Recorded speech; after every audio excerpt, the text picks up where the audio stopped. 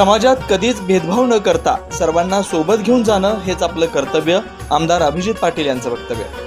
आमदार अभिजित पाटील यांच्या वतीने माढा येथे इफ्तार पार्टीचं आयोजन। सध्याच्या परिस्थितीत सामाजिक गढूळपणा वाढत चाललेला असून हे वातावरण चांगलं होण्यासाठी प्रत्येकानं शांत राहणं गरजेचं असल्याचं मत आमदार अभिजित पाटील यांनी व्यक्त केलं।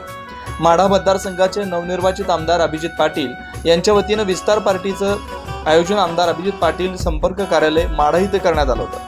माणुसकीने वागणं हाच खरा धर्म असून ईश्वर अल्लाह यांनी एक शिकवण दिली, त्यांच्या विचारावर आपण चाललं पाहिजे असं आमदार अभिजित पाटील यांनी सांगितलं। रमजान सणासाठी 1.5 कोटी लिटर भेसळयुक्त दूध विक्री करणारे विधिमंडळात प्रश्न उपस्थित करत त्यांच्यावर कारवाई करण्याची मागणी केली, याची माहिती अभिजित पाटील यांनी दिली। निवडणुकीमध्ये मुस्लिम समाज भक्कमपणे पाठीमागे उभा राहिला। मतदान आशीर्वाद रूपी मी लोकप्रतिनिधी म्हणून काम करू शकतोय।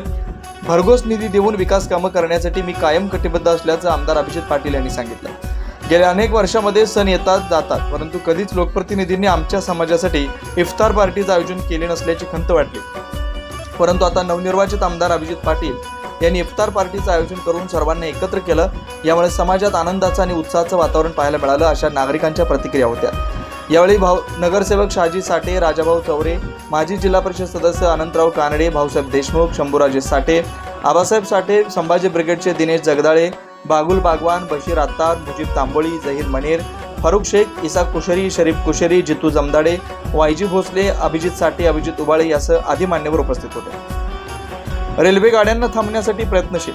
माढा रेल्वे स्थानकावर जास्तीत जास्त रेल्वे गाड्यांना थांबा मिळावा व सुखसुविधा निर्माण व्हाव्यात यासाठी प्रयत्नशील असून या माढा स्टेशन ठिकाणाहून मी स्वतः मुंबईकडे प्रवास करत असल्याचं आमदार अभिजित पाटील यांनी सांगितलं।